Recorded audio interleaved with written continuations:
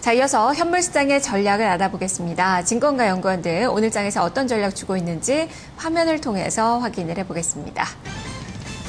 먼저 한양증권 임동락 연구원입니다. 기술적인 반등을 수반하고 있다. 개별 모멘텀을 보유한 종목으로 대응을 해보자라는 의견을 제시했습니다. 하나대토증권 이재만 연구원입니다. 단기 낙폭 회복 시도가 나타나고 있다면서 화학업종에 관심을 갖자라는 의견을 제시했습니다. 현대증권 배성영 연구원입니다. 중국 지표 개선으로 외국인의 투자 심리가 개선될 것으로 기대를 해보자라는 의견을 제시했네요. 대신증권 이경민 연구원은 코스피 1980선 회복 시도가 나타나고 있다면서 외국인과 기관의 매매 패턴에 주목을 하자라는 시각을 전하고 있습니다. 수급을 많이 보고 있습니다. 자, 이 중에서 한양증권 임동락 연구원의 의견 좀 자세히 들어보도록 하겠습니다. 연구원님 안녕하세요. 네, 안녕하세요. 네. 기술적인 반등을 수반하고 있다.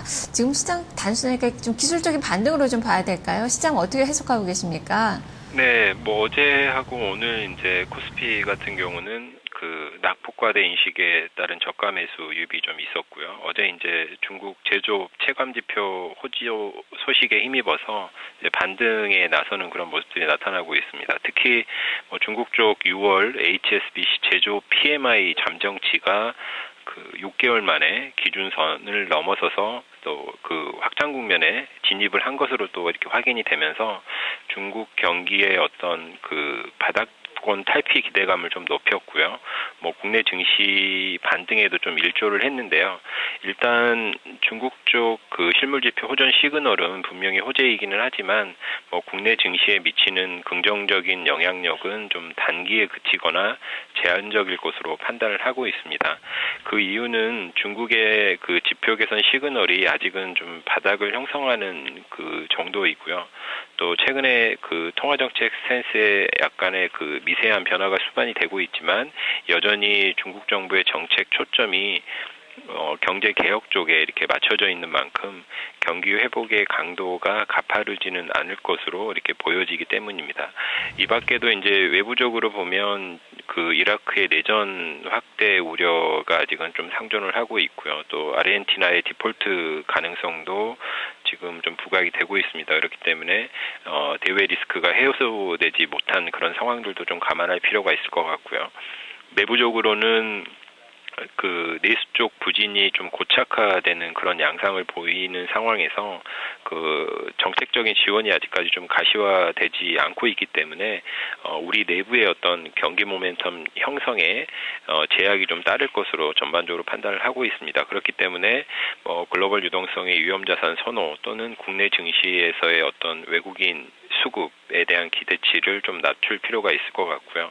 결국 주요 선진국 중앙은행의 통화 완화 스탠스에 기인한 글로벌 유동성 환경은 분명히 우호적이지만 현재 이제 당면한 대외 불확실성과 내부 어떤 모멘텀 부재 그리고 2분기 어닝 시즌을 앞두고 기업 실적에 대한 어떤 선제적인 눈높이 조정이 현재 진행이 되고 있다라는 점들을 감안을 한다면 반등의 강도는 좀 기술적인 수준에 그칠 것으로 예상을 하고 있고요. 단기적으로는 120일 이평선이 위치한 1970포인트 부근에서 일정 부분 지지력을 발휘한 이후에 기술적 반등이 좀 수반이 될 것으로, 그러니까 금요일날 급락을 좀 만회하는 수준의 기술적 반등이 수반이 될 것으로 전망을 하고 있습니다. 네, 그래도 지금 이 지지선을 1970선 정도로 좀 보셨으니까 현재는 어느 정도 좀 매수할 만한 그 구간이다라는 판단이 좀 드는데요. 어떻게 전략 세워봐야 되는 겁니까?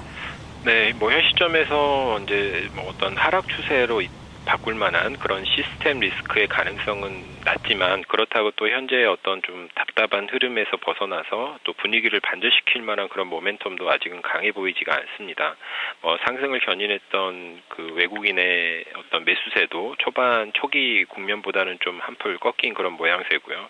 또 어닝 시즌 전초전이 좀 앞당겨지면서 종목별로도 좀 희비가 엇갈리는 모습이 자주 나타나고 있습니다. 이렇기 때문에 당장은 또 지수 상승을 이끌 그럴 주도주가 나오기도 좀 어려운 상황인 것 같습니다. 그렇기 때문에 개별적인 그런 모멘텀을 보유한 종목별 대응에 주력할 필요가 있을 것 같고요. 앞서 이제 중국 쪽 지표가 호전을 좀 보였고 정책 측면에서도 그 경기 방어 의지가 강해진 것은 좀 분명해 보이기 때문에 중국 쪽 관련해서 수혜가 예상이 되는 이제 소비재나 소재, 산업재 섹터 내에서 좀 업황이라든지 실적 개선 가능성이 높은 그런 종목군으로 관심을 제고할 필요가 있을 것 같고요. 내부적으로는 이제 아직 정부 쪽에서 추경이라든지 뭐 금리나 에 대해서는 좀 신중한 상황이지만 구조적인 문제들로 인해서 경기 회복 강도가 그 기대치에 미치지 못할 경우에는 결국에 이제 경기 활성화에 대한 고민이 깊어질 수밖에 없을 것으로 보여지고요. 그렇다면 이제 내수 경기 부양에 좀 포커스를 맞출 가능성이 높기 때문에 유통이라든지 건설, 금융 같은 그 내수 관련 업종 중에서 좀 밸류에이션 매력, 가격 매력이 높은 기업들도 주목할 필요가 있을 것 같습니다. 그리고 이제 여타 경기 민감 대형주 같은 경우는 아직 이제 선진국의 어떤 스피로버 효과가 좀 미약하지만 경기 회복세가 대체로 유지가 되고 있는 상태이고 그에 따라서 이제 낙수 효과도 시차를 두고 나타날 것으로 보여지기 때문에 좀 장기적인 관점에서 바텀 피싱, 그러니까 저가 매수 기회로 좀 활용할 필요가 있지 않나 이렇게 판단을 하고 있습니다. 네, 알겠습니다. 말씀 잘 들었습니다. 네, 감사합니다. 네, 지금까지 한양증권 임동락 연구원과 함께했습니다. 이어서